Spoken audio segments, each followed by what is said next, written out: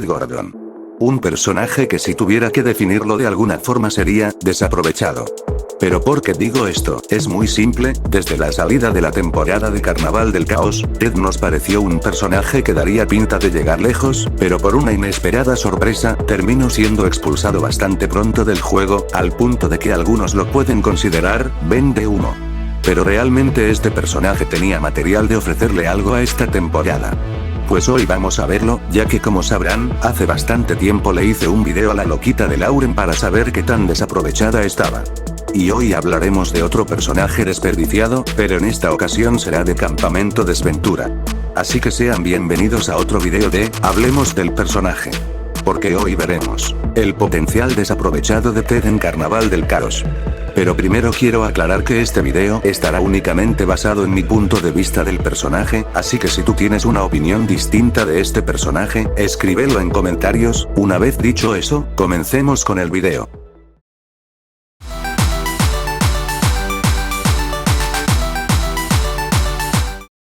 ¿Quién es Ted Gordon? Ted Gordon se nos presenta como un hombre de 46 años, que lleva ya 10 años jugando al póker profesionalmente. En su audición nos cuenta que ha tenido victorias y derrotas con el paso del tiempo, pero que no necesita calcular sus probabilidades, porque según él, es muy bueno en eso. También menciona que los demás podrían verlo como una amenaza, ya que sería capaz de exponer sus secretos o inseguridades para sacarlos del juego. Su estrategia, según dice, sería sobrepensar todo, y eliminar a los jugadores uno por uno, antes de que ellos siquiera se den cuenta. Y como él mismo lo dijo, la casa siempre gana. Así que, según Ted, no deberían subestimarlo.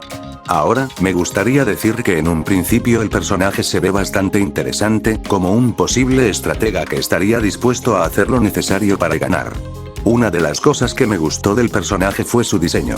En mi opinión, está muy gore, y representa perfectamente el estilo de un jugador de póker profesional. En cuanto a su personalidad, tiene una actitud muy confiada, lo cual me hace pensar si sus estrategias realmente saldrían bien, o si se confiaría demasiado. De hecho, se nota un poco arrogante, y eso puede ser un punto débil. Algo que creo que le faltó a Ted fue no pecar de confiado. Y en su audición, eso se nota bastante. Lo que hace a este personaje interesante es el arquetipo que le dieron, el jugador de póker profesional. Y como sabemos, este tipo de juego requiere estrategia, astucia y sangre fría. Cualidades que, al menos en papel, Ted parecía tener.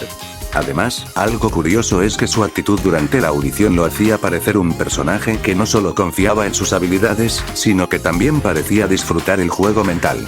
De esos personajes que uno pensaría que jugarían a dos bandas, manipulando desde las sombras, pero al final, lo que prometía en palabras, nunca lo vimos en la práctica. Y eso es lo que más molesta, la diferencia entre lo que vendieron del personaje y lo que realmente fue. Porque un personaje como Ted, con esa base, con ese diseño, y con ese estilo, podía haber sido mucho más. Lo que nos lleva al siguiente punto.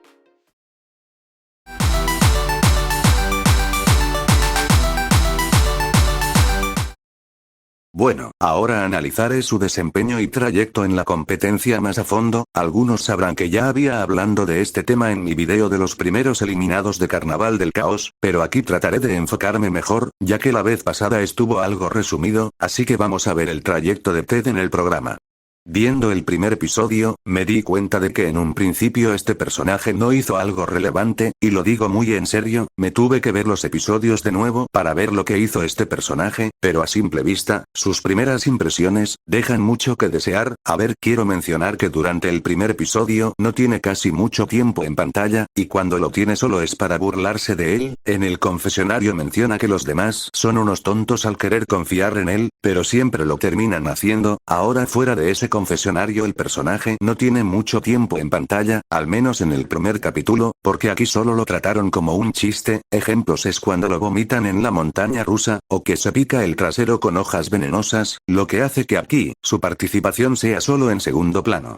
Ahora pasamos al segundo episodio, donde aquí conocemos a Ted, mucho mejor. En su historia nos cuenta cómo demuestra que la gente suele estar equivocada, y menciona que a los jugadores de póker, se les conoce por ser estúpidos en elegir ese camino o por obtener grandes ganancias.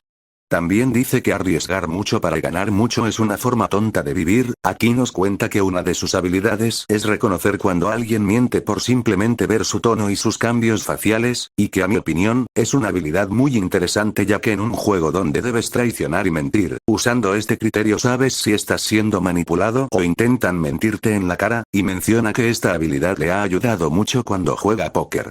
Ahora pasamos a lo que para mí fueron sus mejores jugadas en la competencia. Como sabemos, descubrió que Linda hizo una alianza de chicas, lo cual hizo que ella le dijera a las demás que lo votaran. Aquí Ted a último minuto, convence a Linda de que su alianza la podría considerar el eslabón más débil, lo que hace que Linda haga que su alianza cambie de opinión, y terminen expulsando a Alessio. Aquí me gustó cómo Ted logró escapar de la eliminación, convenciendo a la persona que no se sentía conforme con su alianza de trabajar con él, y así no solo consiguió salvarse de la eliminación, sino tener la puerta abierta para una posible aliada. Así que sí, Ted mejoró en comparación al primer capítulo. Ahora pasamos al tercer episodio, donde conocemos mejor a Ted, y aquí se desarrolla lo que yo diría su mejor interacción social en el juego, y estoy hablando de Linda. Aquí ambos compartieron una conversación sobre sus vidas, hablando un poco de sus hijos, y cómo comparten el sentimiento de que los hijos siguen sus fantasías después de criarlos. Aquí lo que me gustó ver fue la interacción de Ted y Linda y ver cómo ambos tenían mucho en común. Ahora fuera de esa interacción, Ted no llega a tener más participación en el episodio, así que pasemos con el siguiente. Ahora pasamos al cuarto episodio, en donde este está más centrado en que Ted busca que Linda se una a su alianza. Sin embargo, por el conflicto de Richard y Linda, este tuvo algunas dificultades para hacer que trabajen juntos. Ahora, como todos sabemos, aquí es donde Ted termina siendo eliminado, todo por culpa de Logan. Entiendo que el sujeto tenía un vínculo amistoso con Anastasia, pero por favor Mae, era elegir una u otra, y te fuiste por la opción que no te convenía. ¿Cómo permites que las chicas se aprovechen de ti así? Y esto no solo lo perjudicó a él, sino a Richard y Linda también. Pero volviendo al tema, aquí Ted podría decir que su eliminación fue 50-50. En una parte es justo, porque fue sacado por estrategia, y injusto porque es culpa de uno de sus propios aliados por lo que terminó siendo eliminado. Y eso fue lo último que vimos del personaje, o al menos en la competencia. Ahora hablaré de la participación de Ted en los dos episodios posteriores a su eliminación. El primero vendría siendo el episodio número 13, sí, el del número gracioso, la isla del rescate. Aquí quiero resaltar algo que me pareció bastante bueno, sus interacciones con Alessio. Y lo digo porque son dos personajes que jamás imaginé ver compartiendo escena. Es de esas pocas combinaciones inesperadas que resultaron muy interesantes. Durante el episodio, vemos a Ted y Alessio yendo juntos al barco para buscar suministros para los demás. Ahí tienen algunas interacciones que, aunque no son muchas, sí aportan. Incluso vemos cómo Ted se queda impresionado al descubrir que Alessio toca la guitarra mejor que él.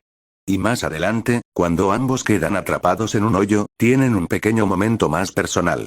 Ahí se critican mutuamente. Ted se pregunta por qué Alessio no puede admitir su propio talento, y Alessio le responde que Ted no es más que un charlatán, un mentiroso que manipula a los demás.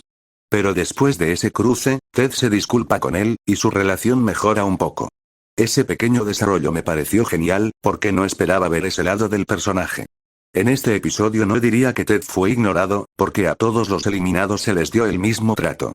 Y lo más destacable es que mejoró su actitud en comparación con el primer capítulo. Aquí lo veo como un sujeto mucho más agradable. Por último, en el episodio 16, el del repechaje, sí que me decepcionó un poco. No solo porque Ted no regresó al juego, sino por cómo lo trataron.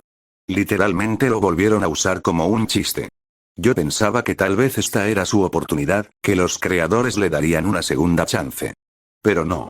En este episodio, no tengo mucho que decir sobre él.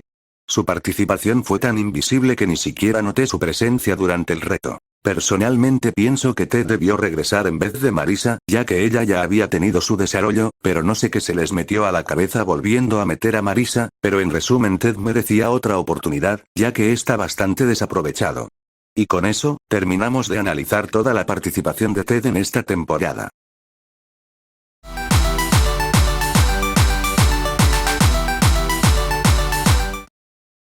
Ahora hablemos del principal problema con el personaje de Ted Gordon. ¿Por qué un personaje que prometía tanto, terminó siendo completamente desaprovechado? La respuesta es simple. A los creadores no les dio la gana de darle una oportunidad real. Y eso que su concepto era muy bueno.